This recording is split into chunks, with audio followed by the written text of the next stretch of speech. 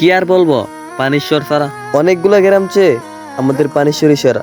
ওপর দিকে মেঘনা দিয়ে হাজার ভাঙছে বাড়িঘর, তারা এগুলা দেখে আমাদেরকে করে দিল পর। সময় বুঝে পাল্টে নিলা যার যার মতামত।